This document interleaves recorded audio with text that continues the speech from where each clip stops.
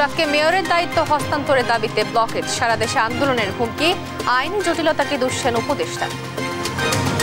এখানে অনেকগুলো আইনি জটিলতা আছে, সেগুলো আমরা আইন মন্ত্রণালয় থেকে জানতে চেয়েছি যে কি ধরনের আইনি জটিলতা আছে কিংবা আছে কিনা, এবং এর বাইরেও মেয়াদ সংক্রান্ত জটিলতা আছে। দেশ ক্রমেই অনিশ্চয়তার দিকে যাচ্ছে বলছে বিএনপি, সংসদের মাধ্যমে করিডোর ও বন্দর ব্যবস্থাপনার সিদ্ধান্ত নেওয়ার তাগিদ। লুটপাটের 1.5 লাখ কোটি টাকার সম্পদ জব্দ, জানালেন প্রেস সচিব। ফিরিয়ে এনে জনকল্যাণে ব্যবহার হবে, জানালেন গভর্নর। এসআলম গ্রুপের চেয়ারম্যান সহ 43 জনের বিরুদ্ধে মামলা, ফার্স্ট সিকিউরিটি ব্যাংকের 1100 কোটি টাকা আত্মসাতের অভিযোগ। চিত্রনায়িকা নুসরাত ফারিয়া কারাগারে, সুনির্দিষ্ট হত্যা চেষ্টা মামলার প্রেক্ষিতেই তাকে গ্রেফতার করা হয়, জানালেন স্বরাষ্ট্র উপদেষ্টা। এবং সিরিজের দ্বিতীয় টি-20তে আরব আমিরাতের বিপক্ষে টস হেরে ব্যাটিংয়ে বাংলাদেশ, সিরিজ নিশ্চিতে জয় চায় টাইগাররা।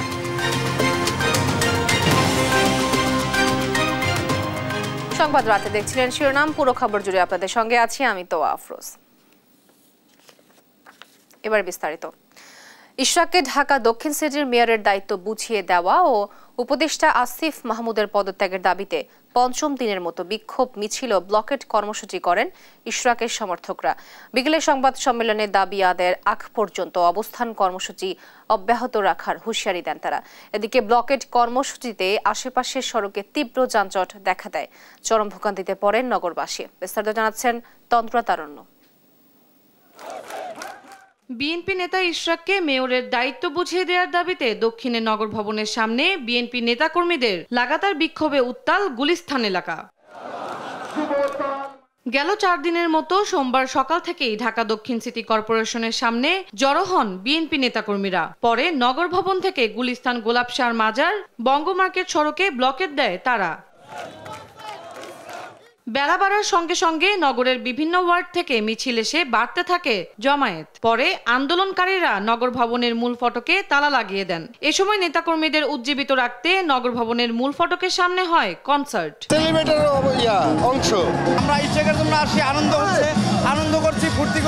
ইশরাকের বিকল্প নেই উল্লেখ করে নেতাকর্মীরা জানান, তাকে মেয়রের চেয়ারে বসালেই আন্দোলন স্থগিত করবেন তারা। ইলেকশন কমিশন গেজেট জারি করেছে এবং গেজেট জারির পরে এই যে শপথ নিয়ে টালবাহানা এই সরকারের, তাই আজ জনগণ নেমে এসেছে এই শপথের দাবিতে। ঢাকা মহানগর দক্ষিণের যে সাধারণ জনগণ আছে, ঢাকাবাসী আছে, তারা তাদের সেবার জন্য আজকে এখানে রাস্তায় দাঁড়িয়েছে এবং তারা অবিলম্বে দাবি করে যে মেয়র ইশরাককে আদালতের রায় যেটা সেটা কার্যকর করা হোক। এখনো কেন আমাদের এই দাবিটা মেনে নেওয়া হচ্ছে না? ইঞ্জিনিয়ার ইশরাকের মেয়রের শপথ পড়াবার দাবিতেই আমরা এখানে আছি। বিকেলে নতুন কর্মসূচির ঘোষণা দেন ঢাকা দক্ষিণের সাবেক সচিব ও আন্দোলনের সমন্বয়ক মশিউর রহমান। মঙ্গলবার সকাল 10টা থেকে বিকেল 4টা পর্যন্ত নগর ভবনের সামনে হবে অবস্থান কর্মসূচি। আগামী দিন সকাল 10টায় আমরা এখানে আসব সদল বলে। এখানে এসে নগর ভবনের সামনে আমরা অবস্থান কর্মসূচি নিব। তবে আপনারা সামনের কঠিন কর্মসূচির জন্য প্রস্তুত থাকবেন। এদিকে বিএনপির ব্লকেরে যানজটে অচল হয়ে পড়ে আশেপাশের সড়ক। এতে চরম ভোগান্তিতে পড়েন নগরবাসী। সাধারণ পাবলিকের যে যাতায়াতের যে রুটগুলো, সেগুলো যদি তারা ব্লক না করে সেক্ষেত্রে জনসাধারণের জন্য ভালো হবে। ভোগান্তি এড়াতে দ্রুত এই সমস্যার সমাধান চান নগরবাসী। তন্দ্রাতারণ্য, দেশ টিভি, ঢাকা। অনতি বিলম্বে ইশরাক হোসেনকে মেয়র হিসেবে ঘোষণা না দিলে সারা দেশে আন্দোলন ছড়িয়ে পড়বে বলে মন্তব্য করেছেন বিএনপির স্থায়ী কমিটির সদস্য সালাউদ্দিন আহমেদ। বলেন, আদালত ও নির্বাচন কমিশন মেয়র ঘোষণা করলেও সরকারের কিছু উপদেষ্টা সেটি মানছেন না। তারা ন্যায় বিচারের নামে তামাশা করছেন। এদিকে ইশরাক হোসেনকে দায়িত্ব বুঝিয়ে দেওয়ার দাবিতে নগর ভবনের সামনে চলমান আন্দোলন নিয়ে স্থানীয় সরকার উপদেষ্টা আসিফ মাহমুদ বলেন, বিএনপি গায়ের জোরে নগর ভবন বন্ধ করে আন্দোলন করছে। আর দীর্ঘ নীরবতার পর মুখ খুলেছেন ইশরাক হোসেনও। সোমবার বিকেলে নিজের ফেসবুক পেজে এক পোস্টে তিনি অন্তর্বর্তী সরকারের বিরুদ্ধে ক্ষমতার লোভ এবং পক্ষপাতিত্বের অভিযোগ তুলেছেন। ইউসুফ ভুইয়ার রিপোর্ট। ইশরাক হোসেনকে মেয়র হিসেবে ঘোষণা না দিলে সারা দেশে আন্দোলন ছড়িয়ে পড়বে বলে মন্তব্য করেছেন বিএনপি স্থায়ী কমিটির সদস্য সালাউদ্দিন আহমদ। সোমবার সিলেটে বিভাগীয় বিএনপির এক অনুষ্ঠানে এমন মন্তব্য করেন তিনি। সালাউদ্দিন বলেন, ইশরাককে আদালত ও নির্বাচন কমিশন মেয়র ঘোষণা করলেও সরকারের কিছু উপদেষ্টা সেটি মানছেন না। তারা ন্যায় বিচারের নামে তামাশা করছেন বলেও অভিযোগ করেন তিনি। অতি অল্প সময়ের মধ্যে পারলে আজকে কালকের মধ্যে ঢাকা দক্ষিণ সিটি কর্পোরেশনের মেয়র হিসাবে আদালত ঘোষিত জনাব ইঞ্জিনিয়ার ইশরাক হোসেনকে শপথ গ্রহণ করানোর ব্যবস্থা করুন। এদিকে ইশরাক হোসেনকে দায়িত্ব বুঝিয়ে দেওয়ার দাবিতে নগর ভবনের সামনে চলমান আন্দোলন নিয়ে সোমবার বিকেলে ফেসবুক পোস্টে স্থানীয় সরকার উপদেষ্টা আসিফ মাহমুদ বলেন, গায়ের জোরে নগর ভবন বন্ধ করে আন্দোলন চলছে। এর আগে সোমবার সকালে স্থানীয় সরকার উপদেষ্টা জানান, আইনি জটিলতা নিরসন না হওয়া পর্যন্ত ঢাকা দক্ষিণ সিটি কর্পোরেশনের মেয়র হিসেবে চূড়ান্ত সিদ্ধান্ত দিতে পারছে না সরকার। এখানে অনেকগুলো আইনি জটিলতা আছে, সেগুলো আমরা আইন মন্ত্রণালয় থেকে জানতে চেয়েছি যে কি ধরনের আইনি জটিলতা আছে কিংবা আছে কিনা, এবং এর বাইরেও মেয়াদ সংক্রান্ত জটিলতা আছে। এর বাইরে আবার আমরা একটা লিগ্যাল নোটিশ পেয়েছি এবং আমাদেরকে বিবাদী করে রিটও করা হয়েছে যাতে শপথ গ্রহণ করতে না দেওয়া হয়। আমরা যতদূর জানি সেটা বিচারাধীন আছে। অবশেষে দীর্ঘ নীরবতার পর মুখ খুলেছেন ইশরাক হোসেন। সোমবার বিকেলে নিজের ফেসবুক পেজে এক পোস্টে তিনি অন্তর্বর্তী সরকারের বিরুদ্ধে ক্ষমতার লোভ এবং পক্ষপাতিত্বের অভিযোগ তুলেছেন। ইউসুফ ভুঁইয়া, দেশ টিভি, ঢাকা। আগামী বাজেট প্রণয়নে স্বচ্ছতা ও সমন্বয়ের অভাব দেখছেন সিপিডির সম্মানীয় ফেলো ডাক্তার দেবপ্রিয় ভট্টাচার্য। সকালে রাজধানীর একটি হোটেলে বাংলাদেশের অর্থনীতি 2025-26 নীতি সংস্কার ও জাতীয় বাজেট বিষয়ে বহুপাক্ষিক অংশীজনের বৈঠকে এমনটাই জানান তিনি। আর অনিশ্চয়তার মধ্যে কোনো অর্থনীতি এগিয়ে যেতে পারে না বলে মন্তব্য করেন বিএনপির স্থায়ী কমিটির সদস্য আমির Khasru Mahmud Chowdhury. M A আজিমের report. বাংলাদেশের অর্থনীতি 2025-26 নীতি সংস্কার ও জাতীয় বাজেট বিষয়ে বহুপাক্ষিক অংশীজনদের নিয়ে সেমিনারে অংশ নেন অর্থনীতিবিদ, রাজনৈতিক ও এনজিও প্রতিনিধিরা। মূল প্রবন্ধে আসছে বাজেটের 3টি সমস্যা তুলে ধরেন অর্থনীতিবিদ ডক্টর দেবপ্রিয় ভট্টাচার্য। বাজেট প্রণয়নে স্বচ্ছতা ও সমন্বয়ের ঘাটতির কথা জানিয়ে তিনি বলেন, এবারের বাজেট নিয়ে কোনো আলোচনা বা পরামর্শ নেওয়া হচ্ছে না। বিভিন্ন বর্গের মানুষের সাথেও আলোচনা সেভাবে আমরা দেখিনি। আমি বলতে পারবো না বিদেশিদের সাথে কি আলোচনা হয়েছে এটাকে কেন্দ্র করে। 2 নম্বর হলো, আমরা দেখলাম না যেটুকু ওনারা করছেন তার ভিতরে সমন্বয়ের অভাব, এবং ওনারা এক একজন সাইলোর মতো কাজ করেন সরকারের ভিতরে। ওনাদের ভিতরে হারমোনাইজেশন আমাদের আমরা অনেক কম দেখছি। আর তৃতীয়ত, যেটুকু করেন তার স্বচ্ছতা নাই। বাজেটের সামাজিক সুরক্ষা খাতের বরাদ্দের 70%ই ভুক্তভোগীরা পায় না বলে দাবি করেন বেসরকারি সংস্থার প্রতিনিধিরা। বিভিন্ন খাত নিয়ে নতুন করে ভাবনার তাগিদও দেন তারা। সকলের জন্যই যাতে এমপ্লয়াবিলিটি তৈরি হয় তার জন্য বাজেটে আমরা কি আছে সেই বরাদ্দগুলো দেখতে চাই, এই যুগোপযোগিতাটা দেখতে চাই। একটা হলো এমপ্লয়মেন্ট জেনারেশন, যেটা যেই বাজেটে বলা হচ্ছে is a budget of stabilisation. যখন স্টেবিলাইজেশনের কথা বলা হয় তার মানে এখানে গ্রোথকে একটু কম গুরুত্ব দেওয়া হচ্ছে। বিএনপির স্থায়ী কমিটির সদস্য আমির খসরু মাহমুদ চৌধুরী বলেন, ভুল তথ্যের উপর ভিত্তি করে বাজেট প্রণয়ন হলে তা প্রত্যাশা পূরণ করবে না। দেশ ক্রমশই অনিশ্চয়তার দিকে যাচ্ছে বলে মনে করেন তিনি। যদি পুরনো সেই ইকোনমিক মডেলের উপরে কন্টিনিউশনে বাজেট কন্টিনিউ করে তাহলে তো সেটা আমাদের যেই পরিবর্তনের যে আমাদের আকাঙ্ক্ষা জনগণের সেটা তো হচ্ছে না। এভাবে এখন সরকার আছে, এখানে জনগণ আছে, যে মাঝখানে ব্রিজ যেটা থাকে রিপ্রেজেন্টেশনের মাধ্যমে সেটা নাই। কিন্তু অন্তর্বর্তী সরকার রাজনৈতিক সরকারের ভূমিকায় থাকলেও মূল দায়িত্ব উপেক্ষা করছে বলেও মন্তব্য করেন বিএনপির এ নেতা। আমরা ডেমোক্রেটিক অর্ডারে ফিরে যাওয়ার জন্য যে কাজগুলো করা দরকার ওইটা হচ্ছে এই সরকারের প্রধান দায়িত্ব। এম এ আজিম, দেশ টিভি, ঢাকা। দুর্নীতিবাজ ও লুটপাটে জড়িতদের থেকে উদ্ধার অর্থ ও সম্পদ জনকল্যাণে ব্যবহার করবে সরকার। এজন্য একটি তহবিল করা হবে বলে জানান বাংলাদেশ ব্যাংকের governor doctor Ahsan H Mansur. আইনের আলোকে সবকিছু করা হবে জানিয়ে তিনি বলেন, পাচার হওয়া অর্থ ফেরাতে 4-5 বছর সময় লাগতে পারে। আরো জানাচ্ছেন এনআই নাহিদ। পাচার টাকা পুনরুদ্ধারের অগ্রগতি নিয়ে উচ্চ পর্যায়ের বৈঠক করেছে সরকার। সোমবার সকালে প্রধান উপদেষ্টা ডক্টর মোহাম্মদ ইউনূসের সভাপতিত্বে তার সরকারি বাসভবন যমুনায় বসে এ বৈঠক। পরে ফরেন সার্ভিস একাডেমিতে সংবাদ সম্মেলনে বৈঠকের বিস্তারিত তুলে ধরা হয়। প্রধান উপদেষ্টার প্রেস সচিব জানান, অস্থাবর সম্পত্তি যেটা ফ্রিজিং হয়েছে, এটা অস্থাবর সম্পত্তি হচ্ছে 42,614.27 কোটি টাকা, আর মিলিয়ন ডলারের সেটা হচ্ছে যে 20.78। এগুলো হচ্ছে ফ্রিজিং। এটা হলো সেকেন্ডটা। প্রথমটা হলো অ্যাটাচমেন্ট, আমরা যেটা বললাম 1,30,758.7 ও 7 কোটি টাকা এবং মিলিয়ন ডলার, আর বিদেশে হচ্ছে 164। এটা হচ্ছে অ্যাটাচমেন্ট। আর বাংলাদেশ ব্যাংক গভর্নর জানান, পাচার হওয়া অর্থ ও সম্পদ উদ্ধারে বিদেশি প্রতিষ্ঠানগুলোর সঙ্গে যোগাযোগ হচ্ছে। 1 বছরের মধ্যে বিদেশে থাকা সম্পদ জব্দ করা সম্ভব বলেও আশা জানান গভর্নর।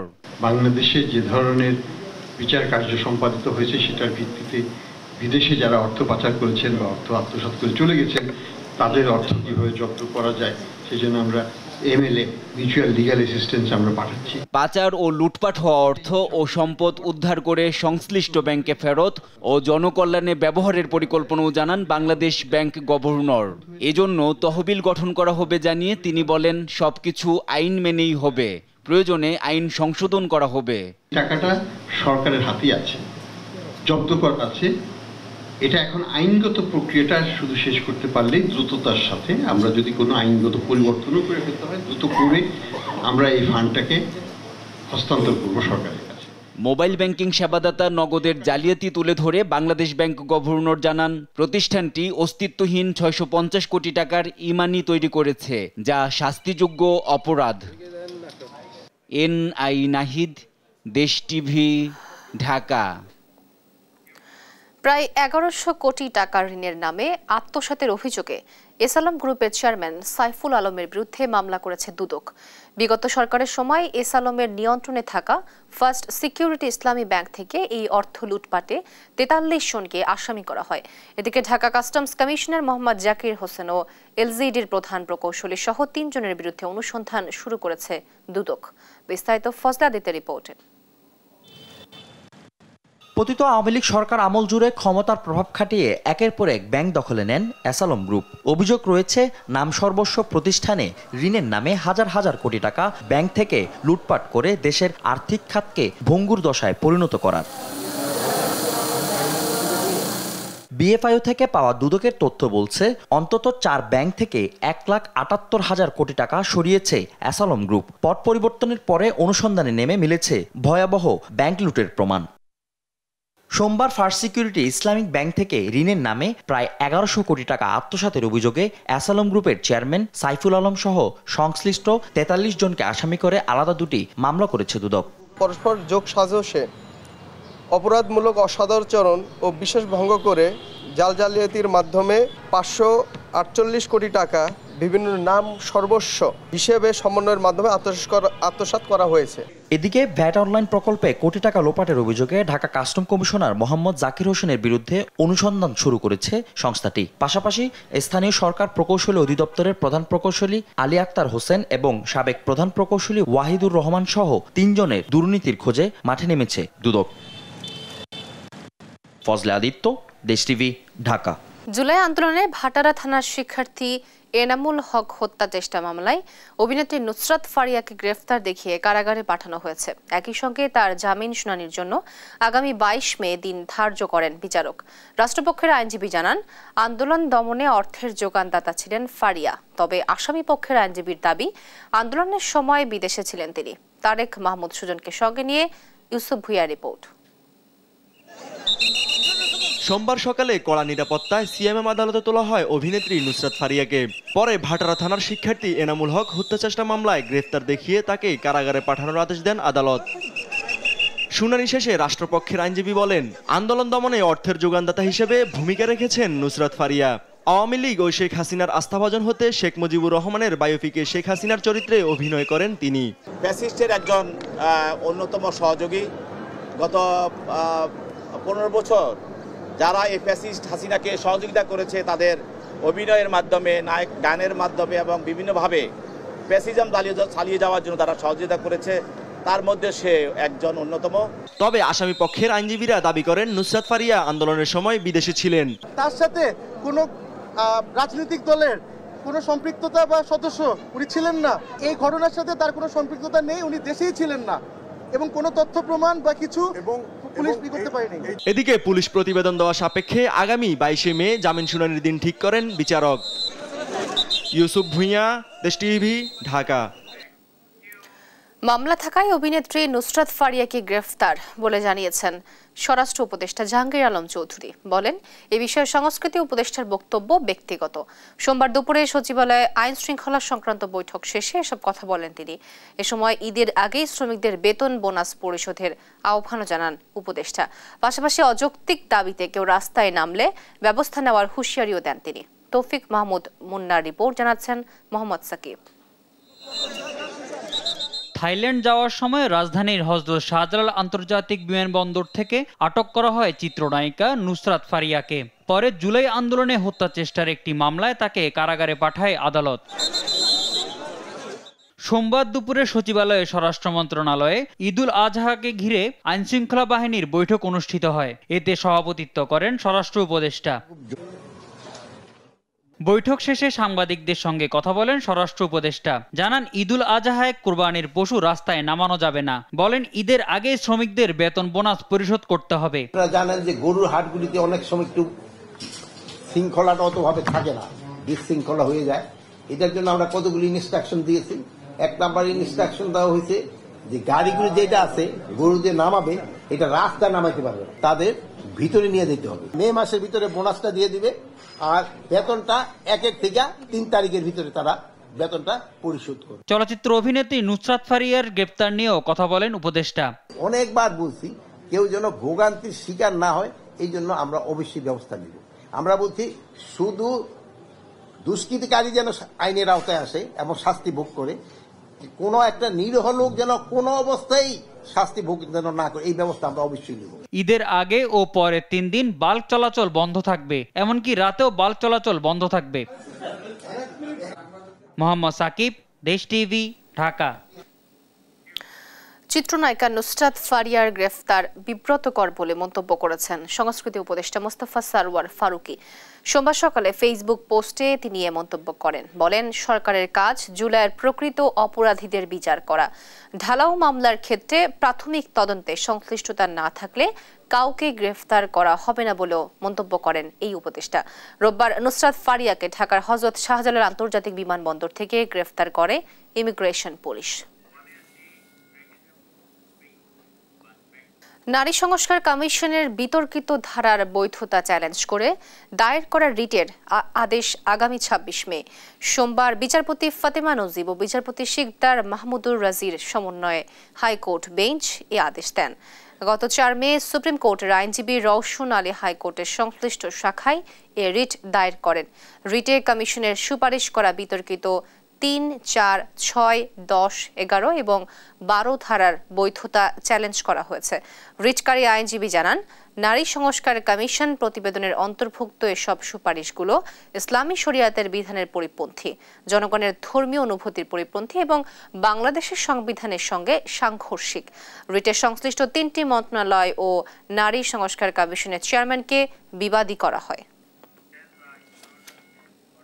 যে নারীদেরকে যৌন শ্রমিক হিসেবে নিয়ে আসা আমাদের রিট পিটিশনে আছে এবং আমাদের প্রেয়ারে আমরা সেটাকে নিয়ে এসেছি।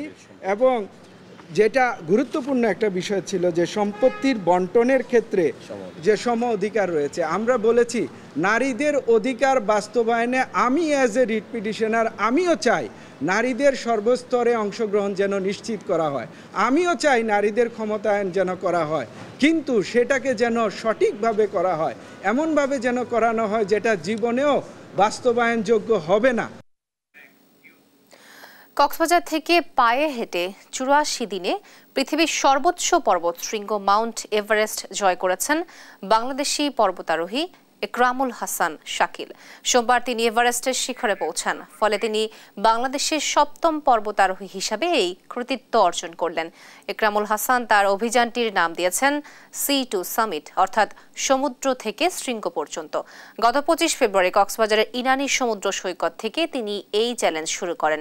দীর্ঘ পথ পাড়ি দিয়ে চট্টগ্রাম, ফেনী, কুমিল্লা, মুন্সিগঞ্জ, ঢাকা, গাজীপুর, টাঙ্গাইল, সিরাজগঞ্জ, পঞ্চগড় হয়ে 31 মার্চ তিনি নেপালে পৌঁছান। সেখানে 1400 কিলোমিটার পাড়ি দিয়ে 29 এপ্রিল এভারেস্ট বেস ক্যাম্পে পৌঁছান এই পর্বতারোহী। সোমবার দুপুর 2:10 তার ফেসবুক পেজে পোস্ট করা একটি স্ট্যাটাসে অভিযানের সমন্বয়করা জানান শাকিল সামিট করেছে এবং সুস্থ অবস্থায় ক্যাম্প 4-এ ফিরে এসেছে।